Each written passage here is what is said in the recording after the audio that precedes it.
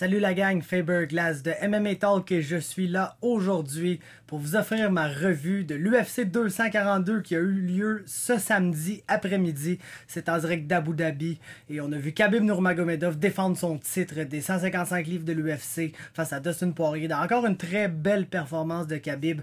Je suis donc ici pour vous offrir mes réactions, mes analyses finales par rapport au combat de cette carte-là. Et comme vous voyez, j'ai mon chapeau de matchmaker. Donc on va aussi jouer au matchmaker, essayer de regarder vers le futur et voir qui devrait raisonnablement affronter qui après cette carte-là. Chose le fun ici, il y avait beaucoup de combats chez les 155 livres, donc il y a beaucoup de match-ups, je pense, entre les gens de la même carte qui sont quand même assez évidents et qui seraient assez fascinants. Donc allons-y. On va commencer immédiatement, évidemment, avec le combat principal de la soirée. Khabib Nurmagomedov a joué à Khabib Nurmagomedov et a tout simplement amené Dustin Poirier au sol. Il l'a travaillé, il lui a envoyé du ground and pound, il a eu des positions dominantes, il n'a jamais cessé d'être en mouvement et d'améliorer sa position. Et puis, ça a mené au troisième round à une victoire par rear naked choke, un beau rear naked choke, je vous dirais. Il essayait un peu le face crank de l'autre côté et puis dès qu'il y a eu l'ouverture, il a réussi à passer le rear naked choke de l'autre bord. Il n'y avait même pas ses hooks. C'était très bien appliqué. Dustin Poirier a été forcé à taper quand même assez rapidement. Mais pas rapidement dans le sens genre, oh non, je suis pris dans un choke, faut que je tape à la Conor McGregor. Plus que ça a choqué vraiment beaucoup et vraiment rapidement. Comme rear naked choke, il y a quelques moments intéressants dans ce combat-là, cependant. Khabib s'est fait prendre dans une guillotine qui était assez serrée, là, pour être franc avec vous. C'était absolument in.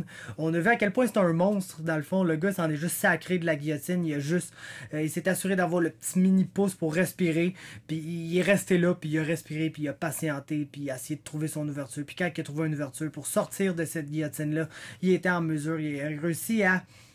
Autant qu'il tournait dans la guillotine, le fait de s'en aller sur son dos, ça enlevait beaucoup de pression. Et Dustin Poirier, dans les deux cas où il est revenu sur son dos, n'a pas été en mesure de ramener la jambe du bon côté pour empêcher Khabib de justement passer sa guillotine et de s'en sortir.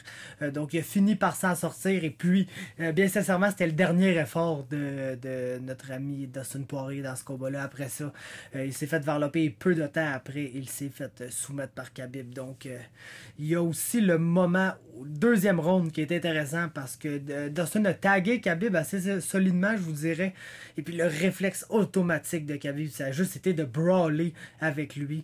Et puis ça, c'est quelque chose qui m'a un peu ouvert les yeux par rapport à un duel avec Justin Gaethje. Justin Gaethje, qui est un lutteur à la base, c'est un gars qui était un All-American NCAA Division I wrestler. Très bon lutteur, donc ça n'en sert jamais en MMA parce qu'il s'est rendu compte que c'était pas la façon qu'il allait faire le plus d'argent. Mais il va peut-être donner de la difficulté à Khabib avec ses takedowns, même si on s'entend là, les takedowns de Khabib sont absolument incroyables.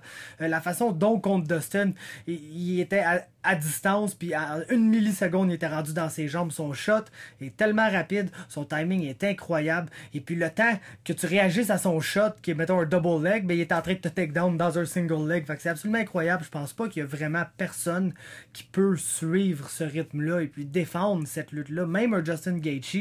Mais ça serait intéressant de voir s'il est capable de garder le combat un peu debout et taguer Khabib. Là, Khabib se met à brawler avec lui. On s'entend que s'il y a une personne avec qui tu veux pas brawler dans la vie, c'est Justin Gaethje.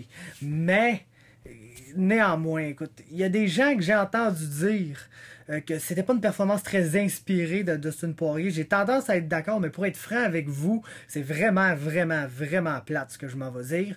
Mais Dustin Poirier a eu l'air de Dustin Poirier quand il affronte des combattants absolument élites. Et puis oui, il est devenu un combattant élite. Oui, on met beaucoup de stock sur sa victoire contre Max Holloway qui était absolument sensationnelle. Mais Max Holloway était vraiment plus petit et il y avait une différence de power assez évidente là, dans les deux. Puis j'ai l'impression que c'est vraiment un combat où si les deux avaient été vraiment dans la même weight class, ça aurait peut-être été différent. Quelqu'un qui a une approche à la Max Holloway mais qui est capable de frapper aussi fort qu'un Dustin Poirier, ça aurait peut-être plus donné des combats genre contre Alvarez, comme contre Gaethje aussi. Puis souvent, c'est des combats que Poirier finit par gagner pareil.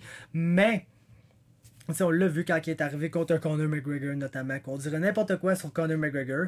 Il est élite, il est un des meilleurs combattants qu'on a vu dans l'UFC, et ça de loin.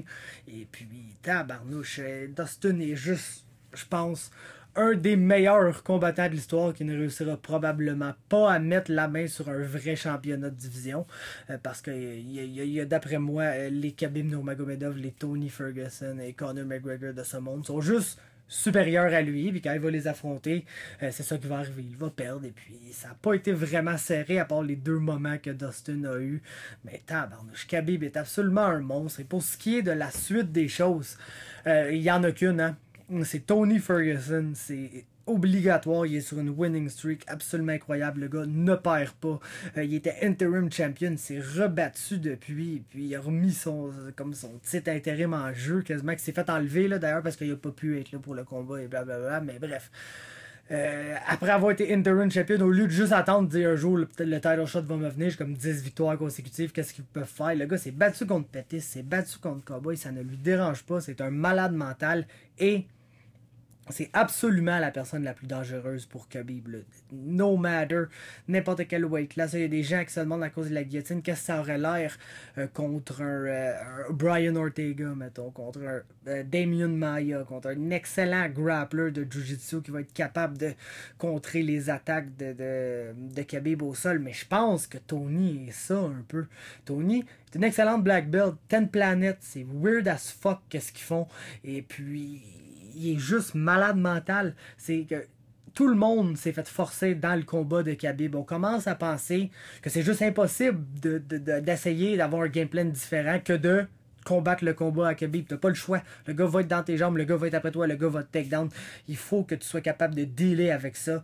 Et puis d'après moi, s'il y a un combattant qui va absolument être content de passer 25 minutes sur son dos à se faire grinder puis à se faire frapper par Khabib, c'est Tony Ferguson. On dirait que Dustin Poirier est arrivé gonflé à bloc puis dès le premier round s'est rendu compte du sort qui l'attendait et puis il était juste résigné à son sort et puis il a essayé, il a eu ses moments, mais il n'y avait pas le petit quelque chose de plus qui fait qu'il n'a jamais abandonné dans ce combat-là. C'est le cas de Tony Ferguson. Tony Ferguson, si tu le knockes pas inconscient ou tu l'endors pas dans un choke, il va jamais, jamais, jamais arrêter d'essayer. Et puis c'est ça qui est dangereux contre Khabib. Juste quelqu'un qui est très dangereux en dessous, juste avec ses coups de coude. Regardez la photo, tout le monde l'a vu, la photo du visage des adversaires de Tony Ferguson après les combats contre Tony Ferguson. Khabib, oui, est excessivement dominant, mais doit s'attendre à ce que ça soit la même affaire qui arrive. T'sais. Même s'il est 25 minutes sur le top de Tony, d'après moi, Tony va le fendre à la grandeur avec des coups de coude en dessous, avec ses affaires weird qu'il fait, et puis il va essayer des soumissions à gauche puis à droite, puis je vous dis pas que ça va marcher. Je vous dis juste que c'est la personne qui a le plus de chances de faire marcher ça dans toute l'UFC, le carrément. Autant, d'après moi, à 155 qu'à 170 livres. C'est sûr qu'à 170 livres, s'il pogne, mettons, Khabib contre Kamaru Usman, qui est littéralement un middleweight, ben là, ça risque peut-être d'être un peu compliqué, mais ça pourrait être un beau grappling match-up quand même. Bref, tout ça pour dire Khabib contre Tony, c'est la suite des choses. Et puis je veux absolument rien voir d'autre. Puis je sais que Dana a déjà dit si Tony peut pas prendre le combat tout de suite, on va faire Khabib contre Conor 2. Hey, à la limite, là, ça me dérange même pas tant que ça, parce que je le sais ce qui va arriver dans ce combat-là, puis je le sais que Khabib va être encore champion pour pouvoir finalement se battre contre Tony, mais pour vrai, là, donnez-nous le Tony Fight. L'UFC commence à comprendre, ils nous ont donné Diaz contre Masvidal, tout le monde veut ça, on va l'avoir. Je pense qu'il veut même faire une belt spéciale juste pour ce combat-là, puis le gagnant va être le baddest motherfucker champion. Puis bref, tout ça pour dire que ça sera pas une nouvelle division de poids dans l'UFC, mais finalement, ils commencent un peu, je pense, à écouter les fans et nous donner vraiment les combats qu'on veut. Je pense que les fans veulent vraiment voir Khabib contre Tony. Et il n'y a aucun doute là-dessus. Donc, faites ça. Pour ce qui en est de Dustin Poirier, c'est triste parce que là, c'est comme de retour à la case départ, là, littéralement. Oui, il est encore, comme je pense, le 3e meilleur lightweight au monde, et ça, assez clairement. Mais tu peux pas vraiment le mettre contre le 2e ou le 1er. Puis est juste là, il est de retour dans la division, il va falloir qu'il gagne des combats, essayer de rebuild son status, même, tant que Khabib va être là, je veux pas voir le rematch, là, je sais comment ça va se passer, mais c'est ça, je le mettrais contre Edson Barboza, que pour vrai, j'aimerais peut-être voir Edson Barboza avoir un petit step down de compétition, parce qu'il affronte juste tout le temps des tueurs sans arrêt, mais crime, ce combat-là, Poirier contre Barboza, ça serait juste beaucoup trop le fun pour que je dise non à ça. Donc c'est vraiment le combat que j'ai envie de voir aussi.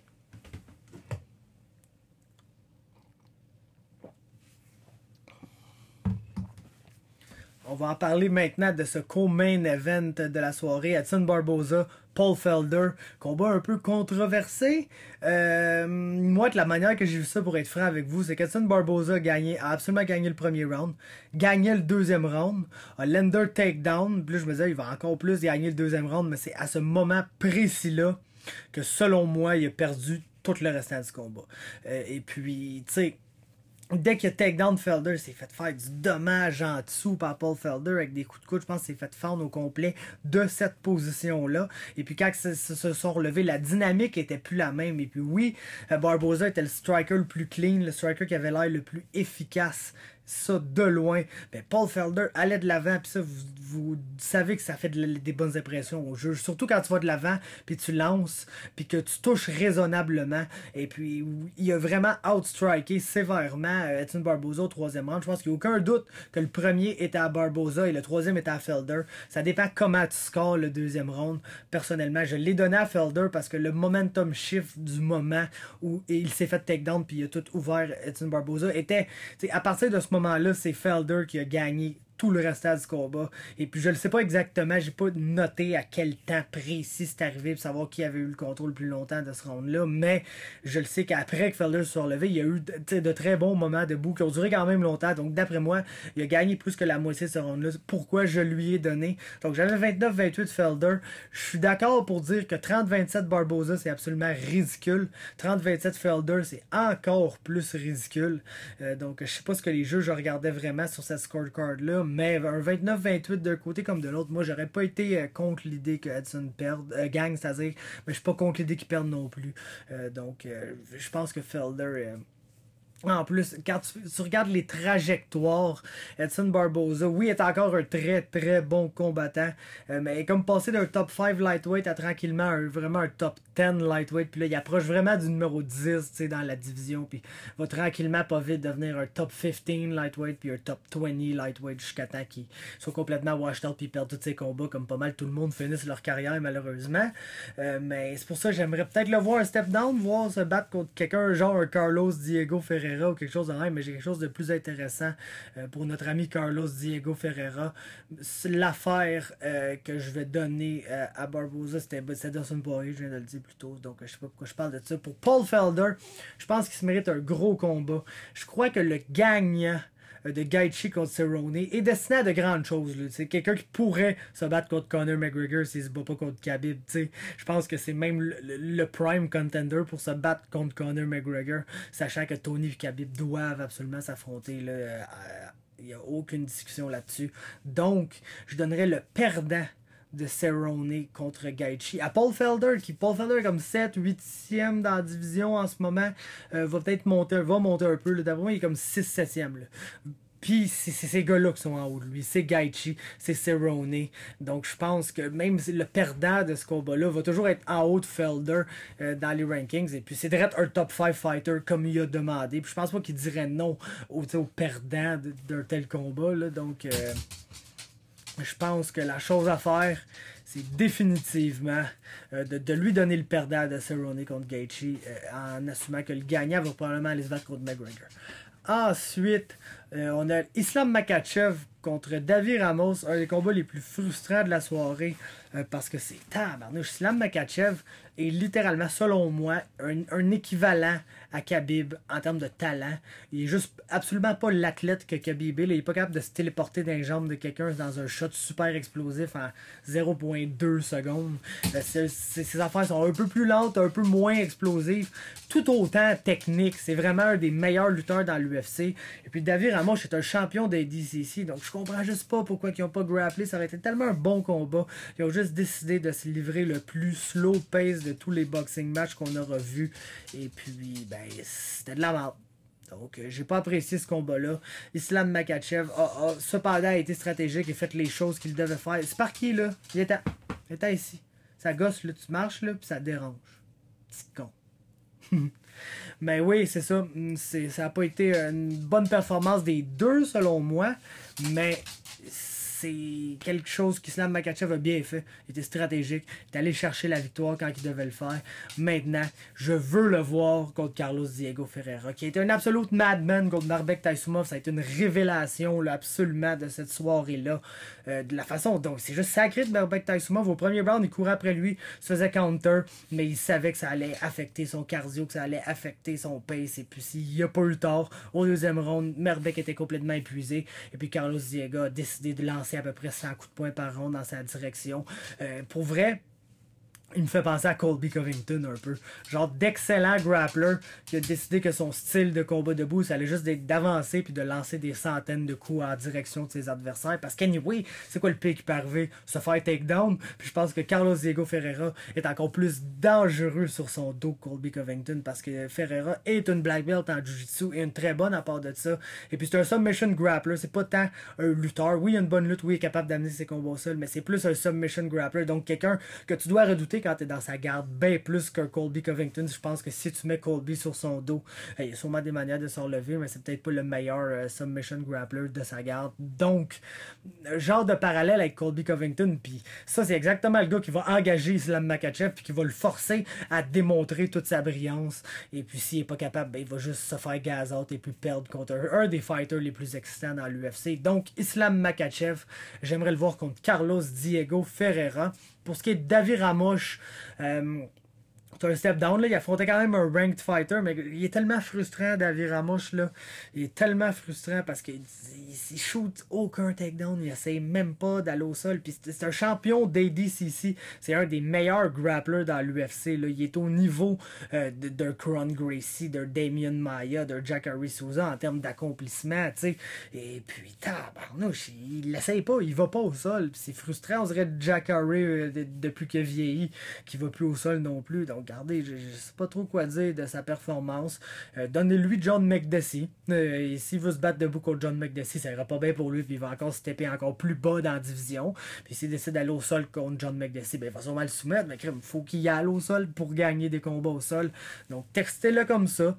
Pour ce qui est de Marbek Taisumov, lui aussi c'est une performance décevante. Là, on s'entend. C'est un gars qui est une machine à first round KO. On ne savait pas trop qu'il y avait aucun gaz après ce premier round-là.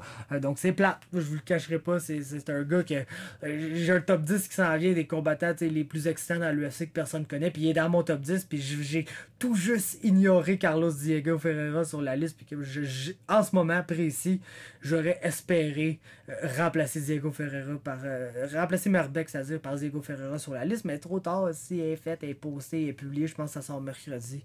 Mais bref. Donnez-lui le perdant de Francisco Trinaldo contre Bobby Green à l'UFC Sao Paulo parce que c'est des top 20-30 fighters comme est Marbek Taisumov d'ailleurs. Au premier round, il avait vraiment l'air d'un combattant très élite qui counterait super bien, puis qui avait l'air en route, une décision qui allait pas être une décision facile, mais qui allait être une décision qu'il pouvait remporter. Et puis ça s'est complètement écroulé dès le deuxième round pour lui. Donc donnez-lui le perdant de Trinaldo contre Green.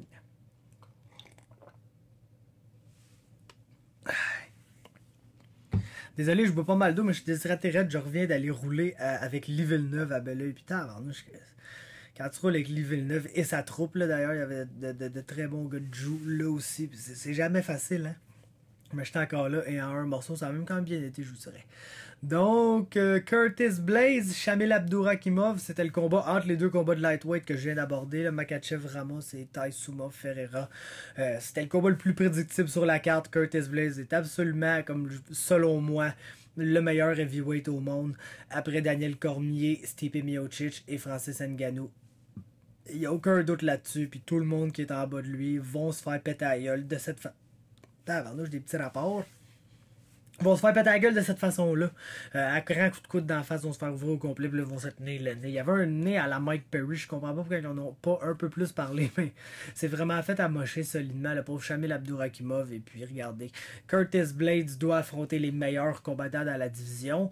Le match-up qui va déterminer un nouveau, je dirais, ben, top contender. On s'entend, la heavyweight, tout ça est très volatile, mais le gagnant de Lewis contre Blago Ivanov à l'UFC 244 va être sur le chemin d'affronter un top 5 fighter, et puis ça va être Blades, le top 5 fighter, qui va être disponible. Donc Curtis Blades, donnez-lui le gagnant de Lewis contre Ivanov. Pour ce qui est de Shamil Abdurakhimov, donnez-lui le perdant de Ben Rothwell contre Stephen Struve. Si le perdant de ce combat-là décide d'encore combattre, ben donnez-lui Shamil Abdurakhimov. Et sinon, donnez-lui bien n'importe qui d'autre, pour être franc avec vous. Ça me dérange pas. 125 livres chez les dames, Jojo Calderwood a sorti vraiment une très très belle performance contre Andrioli, qui s'est bien battu, là, s'est battu comme Andrioli, mais semblait juste se retrouver contre une combattante qui était meilleure qu'elle, qui était plus technique qu'elle, et puis qui était capable d'arriver et d'appliquer un game plan. Ça a été la différence, l'expérience tout simplement. Puis, je pense que ces deux filles-là avaient un nombre semblable de combats. Calderwood était 13-4, Lee était 11-3, 11-2, c'est-à-dire 11-3 maintenant. Donc, il n'y avait pas beaucoup de différence de combat d'expérience, mais Jojo Calderwood, ça fait quoi, 3, 4, 5 ans qu'elle se bat contre les meilleurs au monde dans deux divisions de poids à l'UFC. Donc, je pense que c'est comme la prochaine à être en route pour un title shot. Elle doit peut-être avoir un combat de plus. Je pense vraiment que c'est Jennifer Maia contre Caitlin Chookagian, la gagnante de ça, va être la prochaine challenger. Donc, Calderwood va probablement être la prochaine après ça, si elle peut gagner un combat de plus. Je sais que Liz Carmouche a donné vraiment une performance horrible contre Valentina Shevchenko, mais moi je lui donnerais Jojo Calderwood, parce qu'elle reste quand même une combattante que, d'après moi, si tu la bats dans cette division-là, tu peux aller obtenir un title shot. Pour ce qui est d'Andrea Lee, c'est pas une défaite qui fait trop mal, j'ai l'impression. Je la voyais comme étant, elle a eu 7-8e meilleure au monde dans cette division-là. Elle a affronté comme la 3e meilleure. Je la vois toujours comme étant la 7-8e meilleure au monde. Donc je vous donnerais peut-être quelqu'un qui est en dessous d'elle. Lauren Murphy vient de gagner un combat par KO, un comeback win. C'était super beau. Donc je lui donnerais Lauren Murphy à Andrea Lee. Je pense que ça pourrait faire un bon combat. Ensuite, Zubera Tugukov contre Lerone Murphy. Zubera est arrivé, il a knockdown Lerone Murphy, il l'a fait paraître pour un complet débutant au premier round. Ça a été comme vraiment tout près d'un 18. Il y a des juges qui avaient scoré ça 18 d'ailleurs. C'est pour ça que ça a comme été un draw au final, parce que ça a été un 18 pour Tugukov ainsi que 2-19 pour Lerone Murphy. Et puis c'est ça, ça a fini en split draw ce combat-là, parce que Murphy est revenu très très fort au deuxième et au troisième round. Puis selon moi, il a clairement gagné ces rounds-là. Tugukov a gaz out. Ça faisait 3 ans qu'il s'était pas battu. Revenait d'une suspension de stéroïdes, plus une autre suspension pour être rentré dans la cage et avoir sneak shot Conor McGregor à l'UFC 229. Donc double suspension over pour Zubera Tugukov, qui revient contre un gars qu'on n'avait jamais vu, puis qui paraît pas vraiment bien. Donc ça va être intéressant de le revoir, peut-être se remettre dans son rythme. Peut-être qu'on va voir le Zubera Tugukov qu'on voyait, mais là, il a juste eu l'air d'un gars vraiment gassed out qui a décidé de lutter parce qu'il savait pas quoi faire d'autre, parce qu'il était fatigué. Puis vu qu'il était fatigué, il a pris la décision de faire l'affaire qui est le plus fatigant, somehow. Mais bref, il se faisait péter la gueule debout par le Ron Murphy, fait qu'il n'y avait pas ben le choix d'une manière ou d'une autre de take down le jeune ou de se faire péter la gueule. Donc c'est ça, ça va être à refaire pour Zubera. Au moins il n'a pas perdu, c'est un draw. Je le donnerai à Chris Fishgold. Je pense que ça pourrait être un très bon combat sur une carte européenne quelconque d'ici la fin de l'année. Et pour ce qui est de Lerone Murphy, très beau style. Moi il m'a impressionné, le jeune d'arriver là contre quelqu'un que je juge comme étant un top 30 au monde, mettons, à 145 livres. Puis il a vraiment été très impressionnant.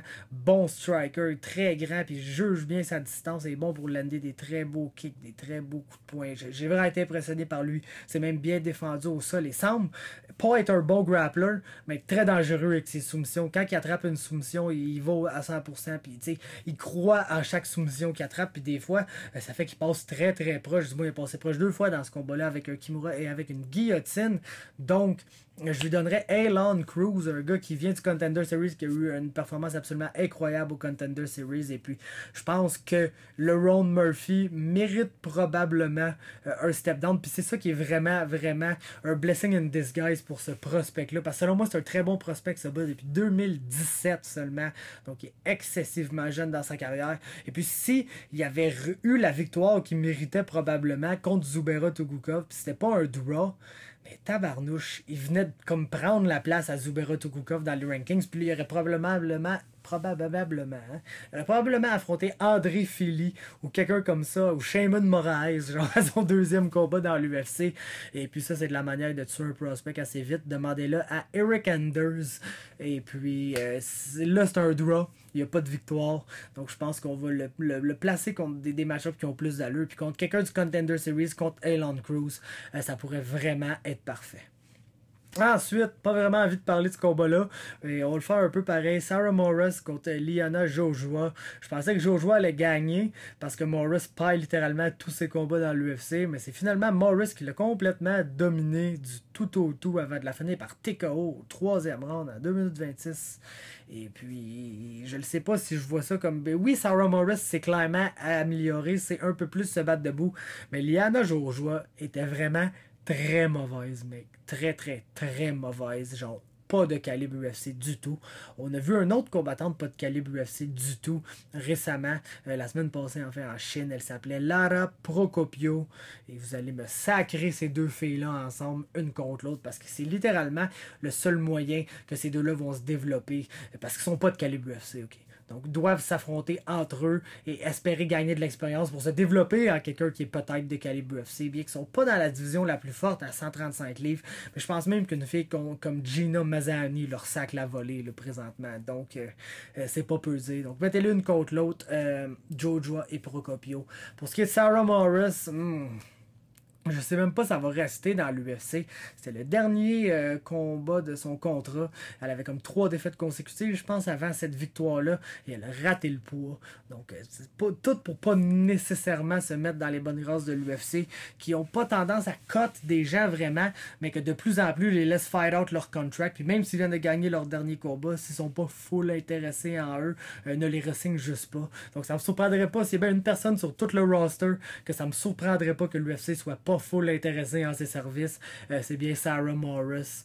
Donc, ça se peut qu'elle soit partie. Si elle n'est pas partie, je lui donnerais Tonya Avenger, qui a étrangement jamais gagné encore dans l'UFC en 3 combats. Donc, ça pourrait être la comme 4e et ultime chance pour Tonya d'affronter une combattante qui s'est quand même améliorée, là, ne se le cachons pas. Sarah Morris est beaucoup meilleure qu'elle était dans le temps. Puis, elle a encore un style weird et dangereux au sol quand elle est sur son dos. Donc, on ne sait pas ce que ça peut donner.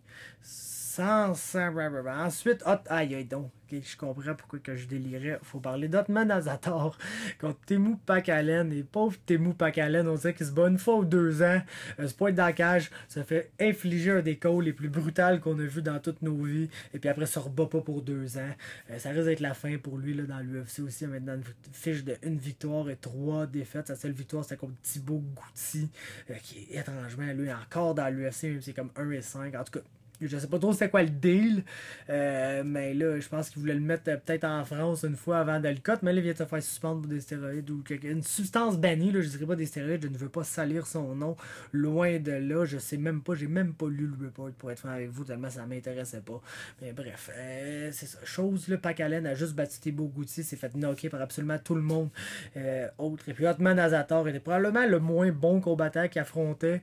Même je vous dirais que Thibaut Gouti est peut-être plus technique debout qu'un Otman Azator, mais Otman Azator il l'a allumé, il l'a allumé bien raide, et puis ça a l'air d'être un petit bulldog qui va vouloir brawler, et puis je sais pas ce que ça va vraiment donner à 155 livres, qui est de loin la division la plus skilled qu'on a, mais il est là, puis s'il est pour être fun, on va le prendre pour le temps qu'il va être là. Donc, Otman Azator, je lui donnerais Don Madge, de qui on va parler dans pas long. Il se battait sur cette carte-là. Pour ce qui est Teemu Pakalen, il y a une couple d'autres gars qui sont à 1-3. On a notamment Devin Powell, mais j'aimerais le voir contre Jason Gonzalez. Je pense que ça pourrait être très, très, très amusant comme match-up. Sachant que Gonzalez est le genre de gars qui va absolument le courir après puis essayer de le knocker, mais qui a peut-être pas nécessairement full le talent pour le knocker, puis qui est super vulnérable au sol. La seule place où Pakalen nous a démontré de belles choses. Donc, ça pourrait être un match-up intéressant entre des gars qui se battent un peu pour leur place dans l'UFC. Sanuman au Fight Pass Prelim, qui avait clairement de la meilleure action en termes de name recognition que sur les prelims, et Belal Muhammad a vraiment montré une performance incroyable. C'était le deuxième combat le plus prédictible sur la carte après Blades contre Abdurakhimov selon moi, et puis Muhammad a montré pourquoi il était de loin supérieur à un Takashi Sato. Il l'a outstriké debout. Sato est un bon counter-striker, a du power. Son problème, c'est qu'il lance pas. Et puis ça coûte vraiment cher. Et puis ça a coûté cher contre Muhammad. C'est fait outstriker, c'est fait takedown, c'est fait passer une soumission. Première victoire en soumission en carrière pour Belal Muhammad qui a pris le micro et qui a call out Li Jingliang. Fait que wow, faites ça, pour vrai ça va être magnifique. C'est un des combats que je savais pas que je voulais voir mais que je vais absolument avoir. Belal Muhammad, Li Jingliang, la job est faite, faites-moi ça guys. Pour ce qui est du chum Takashi Sato, qu'on lui donnerait Nordine Taleb. Je pense que ça pourrait être un bon combat. Et puis je vais parler immédiatement de Nordine Taleb, parce que le combat juste après, il se battait contre Muslim Salikov. Et puis c'est fait knocker ben raide là avec. Malheureusement pour Nordine, ça n'a pas bien été pour lui ce combat-là. Après, il avait rebondi d'une série de défaites en battant Karl Prepolek. Là, il retour dans la case des perdants, malheureusement pour lui. Et puis je pense que contre Sato, ça pourrait être intéressant, parce qu'on a justement quelqu'un qui pourrait être dangereux dans cet aspect-là, de juste lander le gros clean knockout punch en counter contre un Nordine qui pourrait se permettre d'être un peu plus actif que contre un Muslim Salikov qui, je pensais que s'il utilisait son grappling dans ce combat-là, pouvait avoir un avantage, mais dès que le combat a commencé, c'était assez clair qui allait gagner ce combat-là selon moi, et Muslim a définitivement gagné ce combat-là. Donc Nordine Taleb face à Takashi Sato. Pour ce qui est de Muslim Salikov, je lui donnerais l'autre striker de distance qui aime beaucoup kicker et qui est très intéressant dans cette division-là, et qui est aussi un gars qui ne veut absolument pas se battre au sol parce qu'il est pourri au sol, un peu comme Muslim Salikov, qui est probablement meilleur que lui au sol en fait. Et je parle de Curtis Millender. Je pense que ça pourrait être absolument génial comme match-up. Salikov contre Millender. Ça serait des fireworks debout, sans aucun doute. Ensuite, les deux derniers combats, je comprends pas. En fait, je comprends tout. Je sais juste pas s'il y a vraiment quelqu'un qui veut parler de ça dans la vie. C'était pas vraiment des bons combats. Omari Akhmedov a fait ce qu'il fallait, est allé chercher des leg takedowns et a battu Zach Cummings. Il est invaincu à middleweight somehow. Doit probablement affronter un top 15 dans son prochain combat. Donc je lui donnerai le gagnant de Christophe Jotko contre Edmund Shabazian à l'UFC 244. Pour ce qui est de Zach Cummings, le perdant Derek Anders contre Gerald Mearshart, ça se passe à l'UFC Tampa Bay. Je pense que ça pourrait être un step down raisonnable pour Zach Cummings. Et le premier combat, écoute, c'était dégueulasse. Don Madge n'a pas voulu échanger debout du tout avec Fares Ziam, qui est un bon striker, l'a juste grapplé et l'a collé contre la cage, a essayé de le takedown, mais il n'était même pas nécessairement tant capable que ça de le takedown. Donc ça n'a vraiment pas donné pour un bon spectacle. Match, je l'ai déjà dit, je lui donnerais Otman Azator. Pour ce qui est de Fares Ziam, je lui donnerais un autre gars qui est 0-1, genre Rodrigo Vargas ou Rodrigo Cazula ou Cazula Vargas, je sais pas trop comment il l'avait appelé. C'est battu récemment en Uruguay et puis ça pourrait faire un bon combat. Donc c'est ça, c'est mes analyses finales, ma revue de l'UFC 242 où on a joué au matchmaker aussi, c'était très plaisant. Et je vous remercie d'avoir écouté. Laissez-moi un like si vous avez apprécié, laissez-moi un commentaire dans le but d'échanger ensemble, on va dire qu'est-ce que vous aimeriez voir après cette carte-là, principalement pour Khabib, parce que vous aussi, c'est bel et bien Khabib contre Tony que vous voulez voir. Je vois pas comment ça pourrait être autrement, mais il y a peut-être des partisans de McGregor qui veulent vraiment voir le rematch, bien que je pense que c'est plus des partisans de Khabib que des partisans de McGregor qui veulent voir le rematch, parce qu'on a une petite idée comment ça se passerait ce rematch-là. Mais bref, laissez-moi savoir ça dans les commentaires. Partagez avec vos amis. Abonnez-vous à MMA Talk sur Facebook, sur YouTube, sur Instagram à DMMA Talk, sur Twitter, D-MMA Talk, et allez visiter le MMAtalk.ca pour toute l'actualité. Et on se parle une prochaine fois.